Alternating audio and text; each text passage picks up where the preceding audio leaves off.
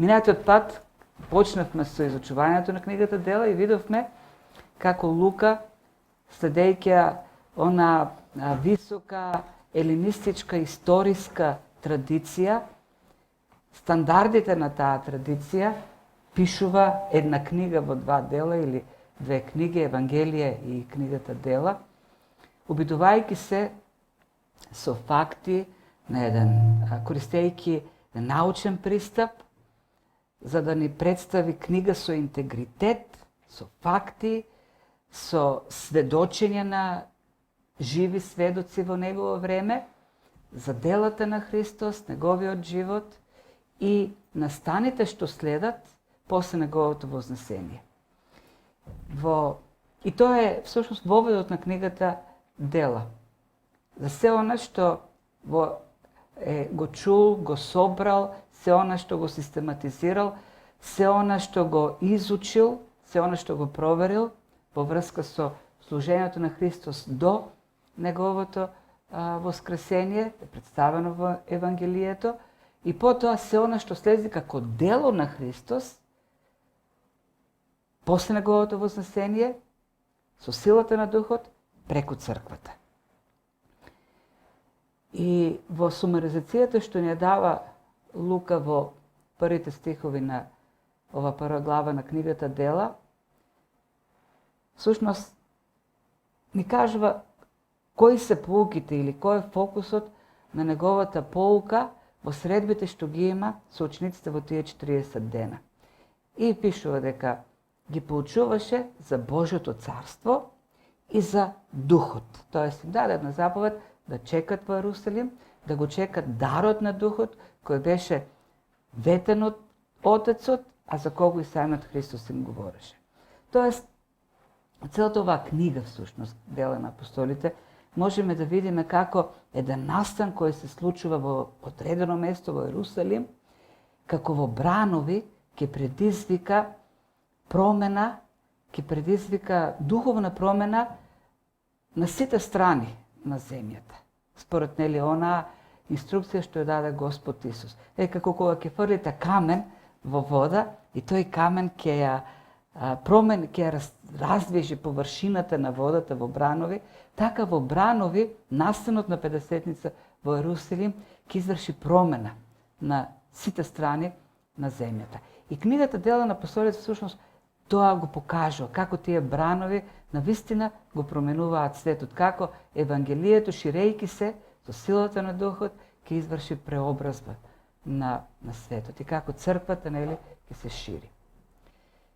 Меѓутоа, од она што ќе го видиме сега во вториот дел на уводот, од 6 до 11 стих, тоа тие поуки не се оние што учениците ги очекуваат. Она што Христос им го кажува за Божјото царство, за Духот, не е и она што тие сакат да го чуеш, не е фокусот на нивниот интерес. И прашањето што тие го поставуваат кога се заедно, и тоа се последните минути, последните часови што Христос како воскреснат ги има со учениците пред вознесението, е ова прашање. И ова прашање всушност е сумаризација на интересот на она што учениците го прашуваа Христос постојано. И тие кога беа собрани го прашаа велејки: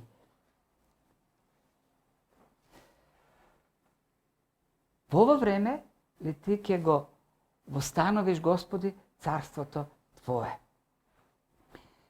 Христос говори 40 дена, така вели Лука, за Божјото царство. Ги поучуваше, им проповедаше за Божјото царство. Тој се откри како Месија. И комбинацијата на овие зборови, Месија и Божјо царство, веднаш создава една асоциација, една представа во умот на евреинот во тоа време. И таа представа не е зачудење, бидејќи не е невообичаена, бидејќи и самите пророци правеа врска меѓу Месијата и царството. Месијата треба да донесе царство.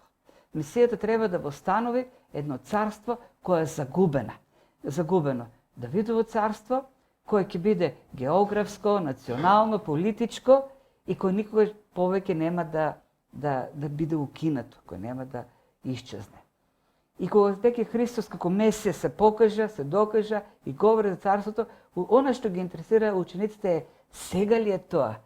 Го остваруваш ли оно што го очекуваме толку време? Имаше едно царство, славно царство, пропадна тоа царство и ние 6 века сега живееме во робство. Нели дојде конечно времето, еве го Месијата, ни говори Месијата и еве го царството. Го очекуваме. Ова ли е времето во кој ти ќе го востановиш ова царство? И фразата што ја користи овдека Лука и нашиот преведувач се обидел некој да го пренесе на вистина реално, прашаа велејки. Или ова фраза е во продолжително време не е праша, туку го прашува постојано зборувајки му. Тоа во сите тие денови во кои Христос е со учениците, тие го прашуваат постојано. Господи, ајде, што е со царството? Го чекаме царството. И таквата фраза всушност говори за една возбуда. Тие се во очекување, знаат дека нешто ќе се случи, еве, Месијата дојде, умре и воскресна. Тоа е воскреснат меѓу нив. Ќе се случи нешто, Христос најавува, чекајте, ќе дојде дарот на Духот, ќе бидете крстени со Духот. И во една таква конфузија која тие имаат, која е и доктринарна за царството, има една возбуда, очекување. Ќе се случи нешто. Ова прашање што тие го постават не е во согласност со она што Христос ги поучува во тој момент, како што вели Калвин, секој збор е погрешен. Тоест можеме да најдеме грешка кај нив во секој збор што овдека е поставен во реченицата. Ниту времето е правилно, прашањето за времето, нити пак разбирањето на царството што го имаат. Се вели во нивното прашање има толку грешки колку што има зборови. И одговорот на Христос е едно враќање во реалноста. Тоа го прави Христос обично кога се поставуваат такви прашања. Прашања кои не се нам. Во сите тие години кои што ги имаше со ученици, тие поставуваат такви прашања кои не беа правилни и тој го насочуваше вниманието кон вистинските проблеми, кон вистинскиот фокус. И во одговорот Христос вели, не е ваше да знаете, да ги знаете времињата или часот што Отецот ги поставил во своја власт. На истиот начин или исто прашање има учениците, исто одговор Христос им даде во Матеј 24 глава, кога учениците го праша Христос кога ќе биде твоето повторно доаѓање. И тогаш повторно им рече Христос, не за тој ден и час никој не знае, ниту ангелите небесни, туку само мојот Отец, и додаде, затоа бидете будни, зашто не знаете кој ден ќе дојде вашиот Господ. И овдека во дела ќе видиме, насочувајќи го вниманието на учениците кон вистинските фокуси, тој повторно им дава мисија. Не е ваше да го знаете часот, не е ваше да го знаете времето, тоа е во областа на власта на Отецот. Ваше е да бидете будни. Вие имате мисија и вие треба вашето внимание да го насочите кон мисијата. Овдека во Матеј, како одговор на прашањето на учениците кога ќе биде времето, и кога тој им рече бидете будни, тој во продолжение им раскажа 4 параболи. Параболата за верните и неверните слуги, параболата за талантите, за девиците и на крајот за овците и козите. И основната поента на сите тие параболи е една будност, една активност, вршење на службата која имаат учениците до доаѓањето на Христос. И овдека во продолжение во дела Христос ќе им даде мисијата. Не е ваше да ги знаете времињата. Не е ваше да знаете кога. Никој не знае за тоа. Тоа е ваше е да исполнувате вашата мисија. И Христос го дава тоа предупредување овдека, го дефокусира нивото внимание кон вистинската работа, кон мисијата, бидејќи знае дека тој проблем не е само проблем на апостолите, не бил само проблем на апостолите, тоа е проблем што црквата ќе го има постојано. Тоа љубопитство, кога ќе дојде крајот, кога ќе дојде Божјото царство, е типично за човекот, за црквата. И ние во историјата на црквата можеме да направиме еден долг список на дати, на години кои биле представувани како тоа е конечно моментот. Има во историјата познати барем 10 дати само од 13 до 19 век. Па из овие мои 50 на 55 години неколку дати биле така предлагани како сигурни за крај на светот. Знам како мал кажуваа дека 2000 година ќе крајат на светот. Па помина 2000 година, после некој календар се замеша од маите, па дури филмови беа снимани за крајот на светот. Ако некој каже дека го знае тој ден, тој час, ако знае кога ќе се случи, ниту денот е вистински, ниту пак пророкот е вистински.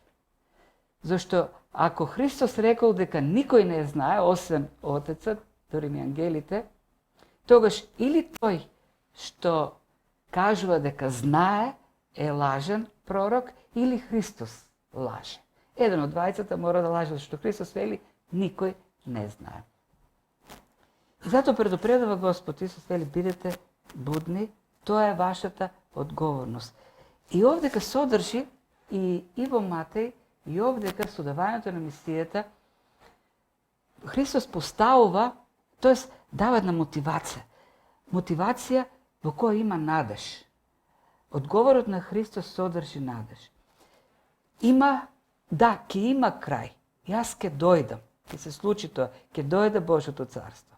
А вие за сето време треба будно да извршувате вашата мисија, зашто има крај. Има зошто тоа да го правите. Има еден професор по политичка економија, кој е во исто време и професор по економска историја, Девид Саул е неговото име, евреин, но тој се декларира како атеист. И тој во неговите истражувања, во неговите лекции за напредокот на економијата во западниот свет, во споредба, за тој прогрес што го има таму во споредба со источниот свет, вели дека во суштина, причината за тоа е неговата теорија, во суштина е различното разбирање за времето. Тој вели, западниот, источниот свет и паганскиот свет гледа на времето циклично. Тоест на повторување на времето и на станите, нема некоја насока кон која се движи времето, нема некоја цел, туку се врти во круг, се повторува. Туку нема крајна цел.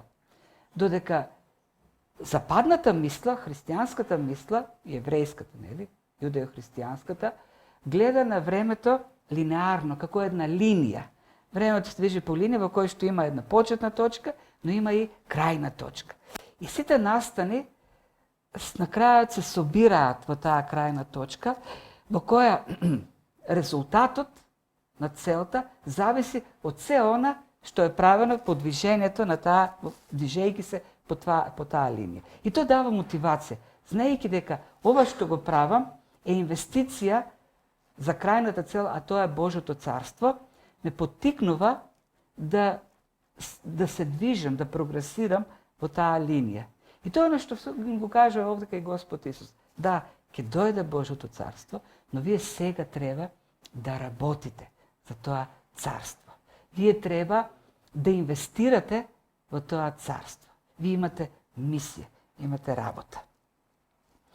И тоа сознание дека Христос ќе дојде, тоа сознание за Божјото царство кој доаѓа, е мотивација да живееме посветено во сегашноста, не шпекулирајќи кога, каде, и на крајот и тоа ќе го кажат двајцата мажи во белите облики.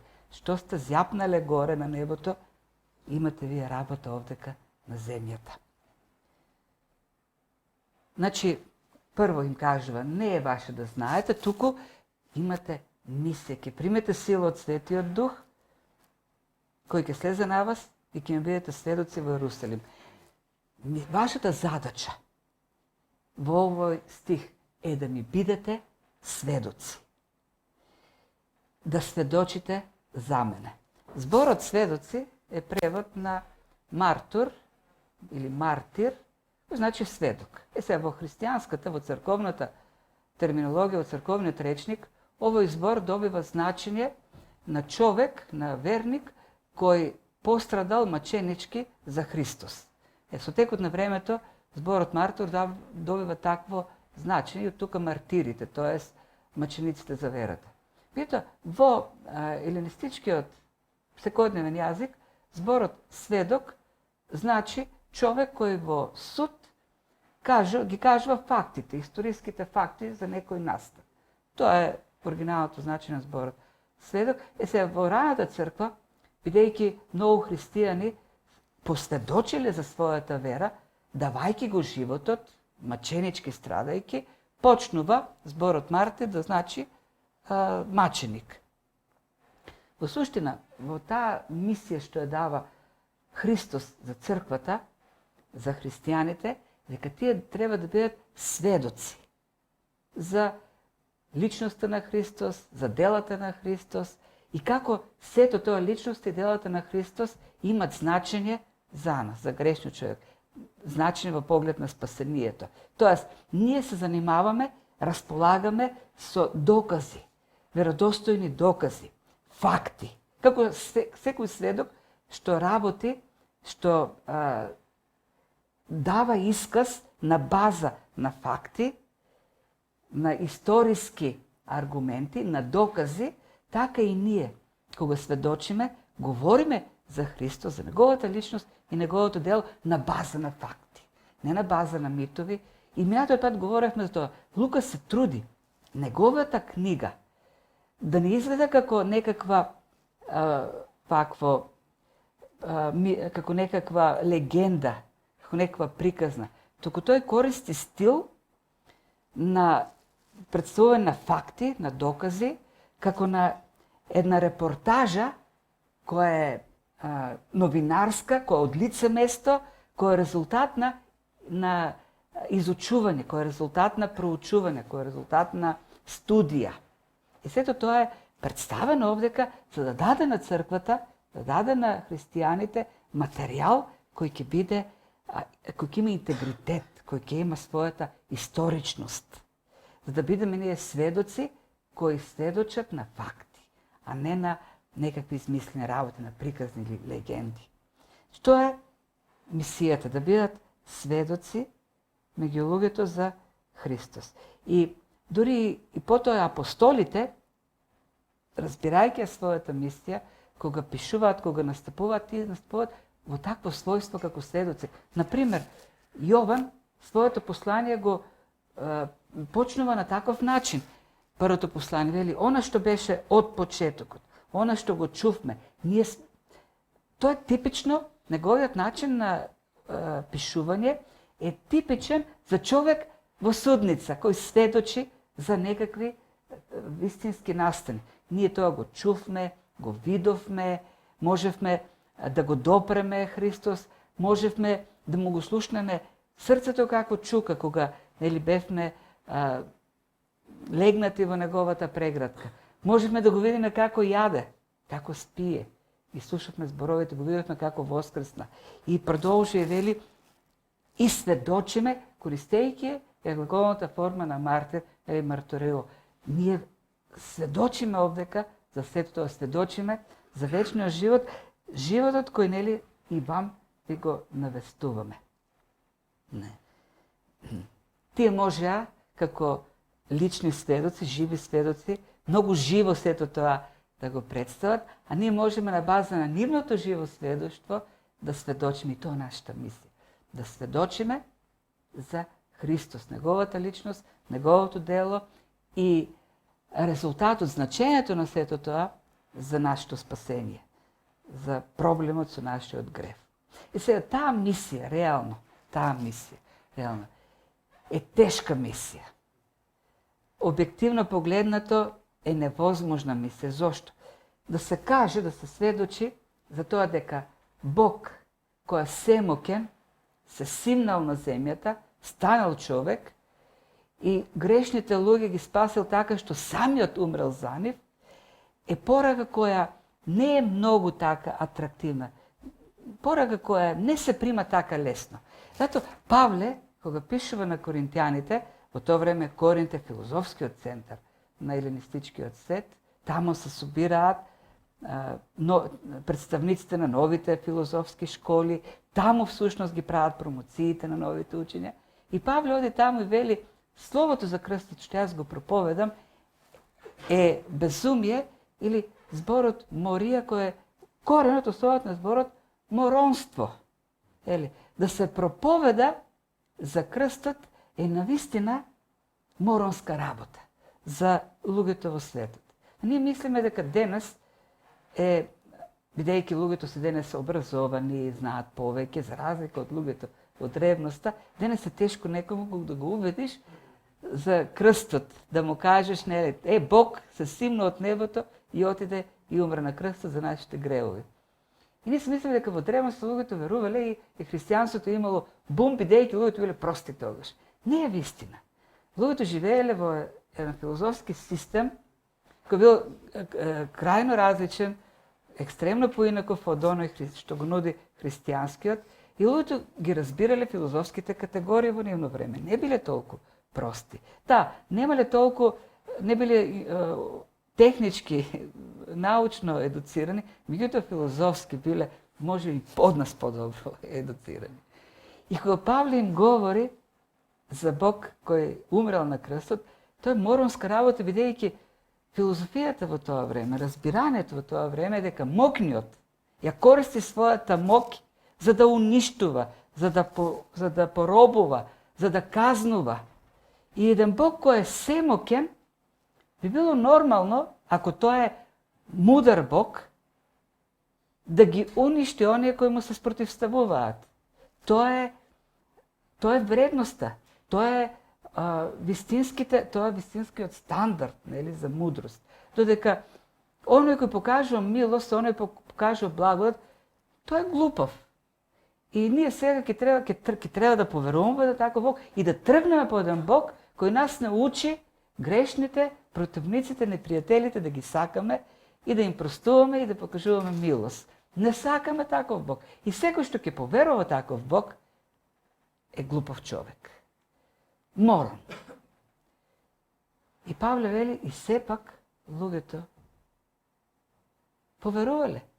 И гледаме ние кога оди во Коринт, ако читаме Дела на апостолите 24 глава, црквата расте, многу брзо расте. Од синагогата луѓето почнуваат да одат во црква, тури началникот на синагогата поверувал.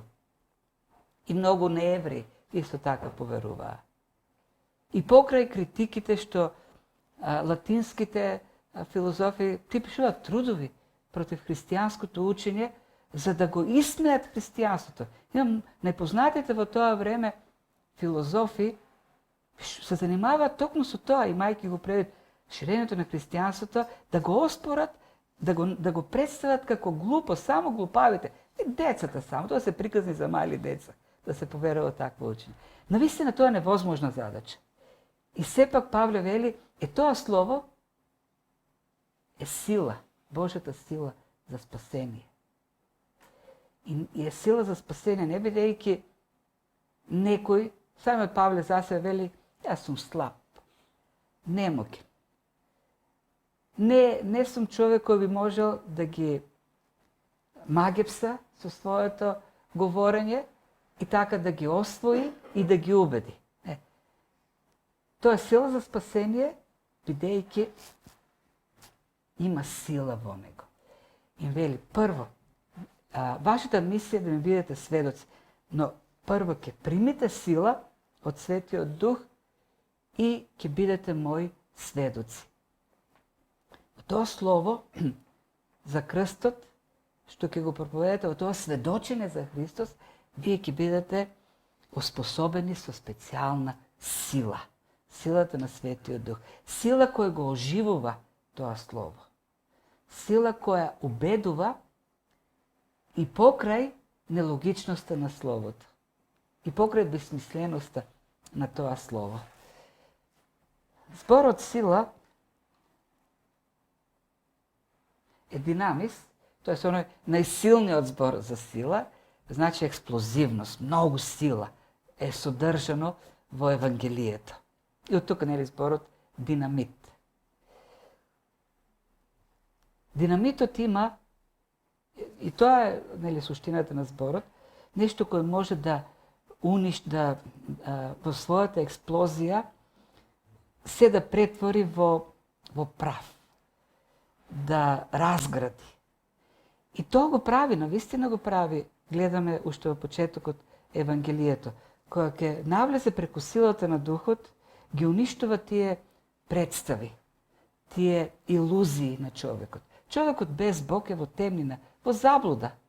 Тој има представа за себе си, за животот, која е лажна, не е реална. Тој живее во измама.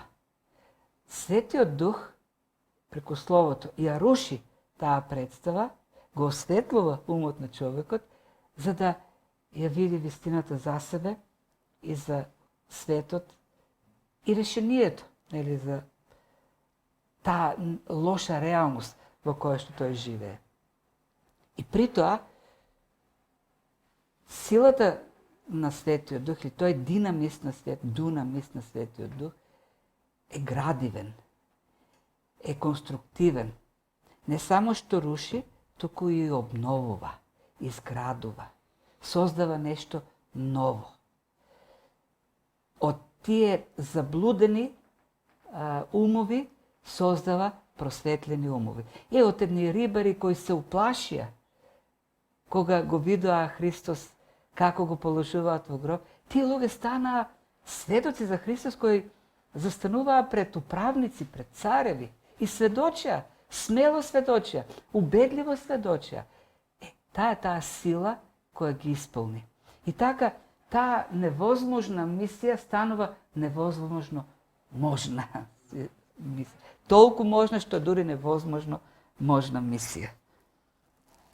И тоа е црквата. Минатиот пат почнавме во изучувањето на оваа книга со прашањето зошто црквата денес не е релевантен фактор во општеството. И навистина има проблем црквата со својата релевантност. Има црквата денес проблем со влијанието во општеството. Проблемот е во тоа што црквата ја губи својата доктрина, го губи основното оружје со која го гради царството во овој свет. Го губи Евангелието. Црквата се обидува да нуди решение за многу други проблеми со кои светот многу подобро се справа, бидејќи многу повеќе е способен од црквата. Црквата, како црква, ако се покорува на Евангелието, го живее Евангелието и го сведочи тоа Евангелие станува сила, станува фактор во овој свет. Црквата, или улогата на црквата, не е да го менува општествениот поредок. Улогата на црквата не е да решава политички, социјални и останати проблеми. Затоа си има, треба да се менуваат тие работи, треба да прогресира општеството, но затоа си има организации, граѓански, политички и така натаму. И еден верник, еден христијанин, добро е да биде дел од такви организации. Меѓутоа, самата црква како црква, мисијата на црквата како црква е да го проповеда Евангелието, не да нуди решенија за општествените и политичките проблеми. Никаде ние, никаде во Библијата, во Библијата може да видим преку пророците кои критикуваат цареви кои се поставени од Бог, кои се верници. Меѓутоа, не можеме да видиме пророци или во Новиот Завет апостоли кои опатуваат пораки за морал или неморал или корекција на закони кон пагански управници. Нема такво нешто. Законите на Нерон, на Рим, не биле поправени од денешните закони. Моралната состојба на општеството не била подобра од денешната. Имало јавен хомосексуализам, и тоа сакрален, проститутки и хомосексуалци во храмовите. Ние не можеме да прочитаме ништо за тоа во проповедите на апостолите. Тие не бараат промена на закони, тие го проповедаат Евангелието. Тоа е задачата на црквата. И проповедајќи го Евангелието, преку силата на Духот, тоа Евангелие ги преобразува луѓето и потоа ние гледаме како таа Римска империја станува целата преобразена преку силата на Евангелието. Бидејќи црквата го проповедаше, беше сведок за Христос, делото на Христос, беше сведок за учењето за личноста на Христос. И така се менуваше светот. Во таа мера што империјата беше немокна. Не могна да го спречи сето она што се случуваше. И во таа заповед за мисијата гледаме еден план кој е во основата, во структурата и на книгата Дела на апостолите. Ќе бидете сведоци во Ерусалим, Јудеја, Самарија и до крајот на светот. И така, книгата е наједноставно поделена. Првите 7 глави служењето во Ерусалим, потоа Јудеја и Самарија до 12-та глави, од 12-та до крајот, како се шири низ Мала Азија, Македонија и дури до Рим. И така завршува, нели, како Божјото царство се проповедаше во Ерусалим. И всушност тоа е она слика на бранови, како настанот во Ерусалим предизвикува бранови и како низ вода се шири тоа Евангелие низ империјата. И со таква брзина, со таква сила, што Тертулијан, кој живее на крајот на вториот и почетокот на третиот век, пишува во неговите апологии: иако сме речиси од вчера, го исполнивме секое место, град, остров, тврдина, пазар, војнички логор, племе, дворец, сенат, форум. Не ви оставивме ништо друго, освен храмовите на вашите богови, а наскоро и нив ќе ги освоиме. И тоа е вистината. За само 100 години, 150 години, христијанството веќе, крајот на втори век, христијанството веќе е присутно секаде, на секој пазар, на секој ќош, на секој плоштад. Насекаде има христијани кои го сведочат Евангелието за Христос. Само 30 години после Педесетница, Павле, додека е во затворот во Рим, во поздравите што ги праќа до филипјаните, вели имате поздрави од домашните на Цезара, тоа со царскиот дворец, од палатата, од дворецот на Нерон. Дури и таму веќе, меѓу преторијаните, меѓу служителите, меѓу блиските на Нерон, има христијани. Христијанство влегува таму во срцевината на империјата. Тоа е идејата на Христ. Тоа е црквата. Црквата треба да биде мисионерска. И ние, ќе ви кажем, имаме група во црквата, млади луѓе, кои со ентузијазам, со смелост, со копнеш, излегуваат надвор и го проповедаат Евангелието, мисионираат, сведочат за Христос. И да се молиме за тоа. Има потреба. Како инако ќе се слушне за Христос? Како ќе сведочиме ако црквата не излезе да сведочи за тоа? И потоа пишува се вознесе. Го кажа, тоа нели, која е мисијата, како се извршува со силата на Духот, го даде, нели, оној план за остварување на мисијата. И штом го рече тоа се последните зборови на Христос. Оваа мисија што ја дава е последното нешто што Христос го кажува додека е на земјата. И секако последните зборови секогаш се важни зборови. Штом Христос решил на крајот да ги каже тие зборови, после нешто што останува во ушите на апостолите, сигурно е најважното нешто. И штом го рече тоа, додека тие го гледаа, тој се подигна и облак го подзаде од пред очите нивни. И повторно овдека, ова е многу така невообичаен настан, на природен настан. Но Лука не користи ништо во овој запис што би дало лик на овој текст да изгледа како мит, како легенда. Нема некаква лирика, нема поезија, нема некои символики што се типични за митовите. Тоа е повторно овдека во новинарски стил како еден извештај дава за конкретен настан. Кажа и почна се крева во облак и толку. А учениците пак го гледаат. Овој настан вознесението на Христос е важен настан.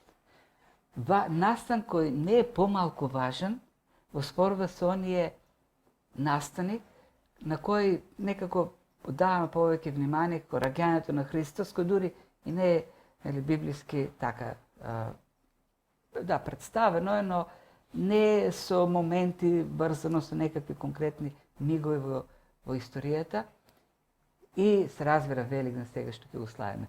Вознесението на Христос не заустанува по ништо во важност во спорот со раѓањето, смртта и воскресението. Знаете ли зошто? Зашто вознесението всушност го става крајот, го довршува делото на спасението. Без вознесение делото не е комплетно на спасение. Зошто не е делото комплетно?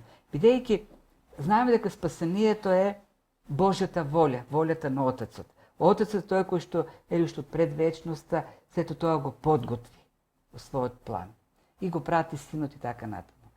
И сега враќањето на Синот Божи кој го изврши делото на спасение на земјата, неговото враќање и седнување од десно на Отецот, всушност значи веќе одобрување, крај. Планот е завршен. Делото е одобрено од оној кој го планира, од оној чии што волја е тоа дело. Така да, самото вознесение и седнување на Синот до Отецот значи прифаќање. Да, Отецот го прифати сето тоа што Христос, Синот Божи, го изврши. И не само тоа. Враќањето или она вознесување на Месијата, на Синот на небото, го довршува делото на спасение, бидејќи нашето спасение не е само ослободување од гревовите, нашето спасение не е само ослободување од смртта, нашето спасение е и живот во домот на нашиот Отец. И Христос што им рече на учениците кои не сакаа да ги напушти Христос? Во домот на мојот Отец има многу места за живење. А да немаше, зарем јас ќе ви кажам, одам да ви приготвам место. Кога ќе отидам и ќе ви приготвам место, пак ќе дојдам и ќе ве земам вас кај себе, за да видите вие каде што сум јас. Представете си Христос да останеше на земјата со учениците и така да се служат, дојде да евангелизира со нив. Па нема довршување на спасението. Крајот на спасението е нашето место таму, покрај Бог, покрај неговиот престол, место за живење. И Христос им вели, јас треба да отидам таму и таму да го довршам спасението. И уште една работа. Им даде уште едно предупредување. Подобро е за вас јас да отидам. Тоа се повтори они последни поуки што Христос им ги даде на учениците пред да биде фатен и распнат. Им рече на учениците, подобро јас да си отидам. За вас е подобро, зашто ако не си отидам, утешителот нема да дојде кај вас, ако пак заминам, ќе го пратам. И тука е она значна разлика меѓу оној историски Исус во тело на земјата и сегашен прославен Исус на небото. Минатиот пат говоревме. Евангелието е книга за историскиот Исус на земјата, а книгата Дела на апостолите е книга запис за вознесениот Исус, прославениот Исус на небото. И што вели Христос овдека? Добро е јас да заминам, за да го пратам утешителот. Тоест, подобро е јас да бидам таму на небото прославен, а меѓу вас да биде Духот. Христос на земјата, историскиот Христос на земјата имаше географски ограничена служба на определена територија на земјата. Тој беше таму во тело и служеше во тело. Сега, со утешителот или со Духот на земјата, ние имаме Христос кој со Духот е секаде, преку црквата. Неговата служба, неговото дело продолжува. Делото на Христос продолжува, но сега продолжува преку црквата која е неговото тело. И сега неговото тело не е физички ограничено, туку неговото тело е целата земја. Црквата е Христовото тело. И во таа црква присуствува Бог, присуствува Христос, но присуствува со Духот. И вели, подобро е за вас, јас да одидам, да дојде Духот и силата на Духот да ја оспособи црквата и таа црква да изврши мисијата насекаде, по целата земја. И затоа воскресението е голем настан, значаен настан. И додека им ги кажа, додека се случува тоа пред нив, пишува и како што гледаа кон небото, додека тој се вознесуваше, и зборот тука гледаа е пак така специфичен, необичен збор. Зборот гледаа, во основата на зборот е атеницо, кој значи, кој всушност е корен зборот атенција или внимание. Многу така. Гледаа многу внимателно. Или некаква слика кој човек кој толку е изненаден од нешто, широко око корено гледаа. Нели, знаеме да кажеме за некој човек кој така ќе ги окори очите, гледа како филџини му стануваат големи. Така гледаа кон небото. И се може да предпоставаме што си мислеа, додека гледаат како си оди. Може би од одговорот што го дават овие двајцата мажи, може би тие си мислеле дека оди, ама тоа 40 дена го гледаме. Наеднаш ќе се појави од никаде, ќе седи со нас, ќе ни каже нешто и пак наеднаш ќе исчезне. Сега оние двајца што одеа ученици кон Емаус, наеднаш се појави, пише дека наеднаш се појави меѓу нив. И одеше им обяснуваше од Стариот Завет за која е службата на Месијата, отидоа во куќата, седна, скрши леп и вели исчезна наеднаш, го снема од пред нивните очи. Кога седа учениците во горната соба, уплашени, со запишува дека вратата беше заклучена, наеднаш се појави меѓу нив и така наеднаш, без да отклучува врата, се замена. И може би ученици се ведеа, еве се, уште еден од неговиот репертуар на појавување и исчезнување. Може би пак, нели, ќе се појави. И таа дилема е решена со појавата на тие двајца мажи, кој одеднаш пред нив застана, пак, нели, она мистериозно. Застана двајца мажи облечени во бели облик и рекоа: луѓе галилејци, што стоите и гледате? И овдека зборот гледате пак е невообичен. Што зјапате? Буквално е тој. Што сте стренчиле кон небото? Оно Исус кој од вас се вознесе на небото, ќе дојде на истиот начин како што го видов, дојде на небото. Но овдека начинот на кој што го кажуваат овие ангели, претпоставувам, пред учениците е: доста гледавте, да, оди, вас се интересира кога е Божјо царство, ќе дојде, тој пак ќе се врати. Но вашата задача не е сега да зјапате на небото, туку вие си имате друга задача. И в следниот стих пишува дека тие веднаш се отидоа, разбраа која е поентата. Не е ваше да гледате на небото, не е ваше да чекате сега кога пак ќе дојде. Да, тој ќе дојде. Тоа е мотивацијата. Времето се движи во линија, има цел на крај. И ние одиме кон таа цел со надеж дека таму ќе добиеме се за онаа што сме се трудели овдека, таа мисија што сме остварувале. Но нашата задача не е да зјапаме во небото, како што многумина прават.